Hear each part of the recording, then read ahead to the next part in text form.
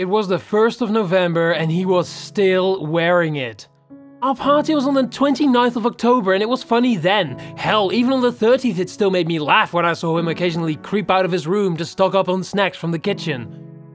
When I left the house for my 9 AM class on the 31st and he was sitting in the kitchen with his Cat in the Hat costume still on, well, I began to worry.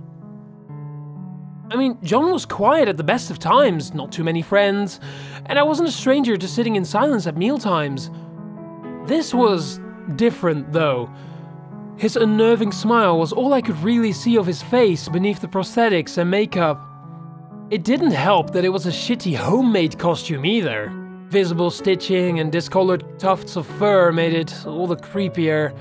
Our other flatmate had dropped out at the start of the semester, so it was just John and I for a long time. He wasn't an inherently weird guy before this either. Quiet, yes, but friendly enough.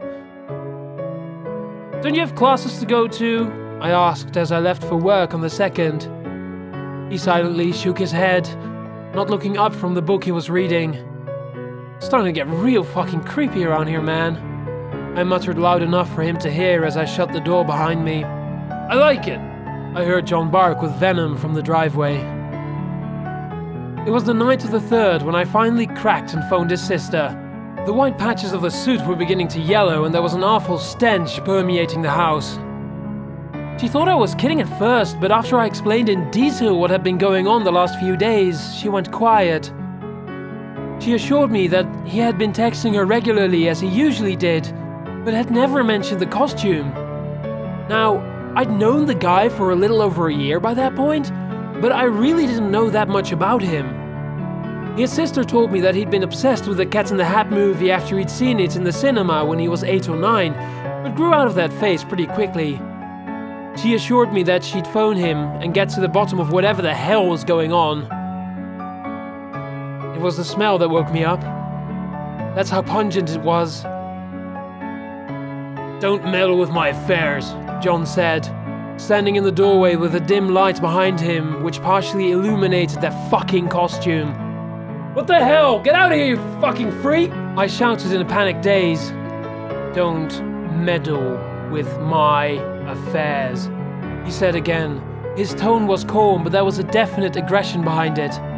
He lingered there for a few more seconds, a silent tension between us. It was one of the few times in my life I'd ever felt genuine terror as I gazed at that horrendous cat costume and my roommate beneath it. The next day in class, I was going through my options in my head. My other friends had recommended calling the cops, and that John was in need of some serious help. I didn't want to get him into some kind of trouble though, maybe even sectioned. My choice was made for me when 2 police detectives pulled me out of the lecture. They sat me down in the cafeteria, with stern looks upon their faces. My first thought was that John had killed himself. I don't know why, but that made the most sense to me. I was dead wrong. "Why didn't you report that he was missing? Did you not find it odd for him not to come?" one quizzed me.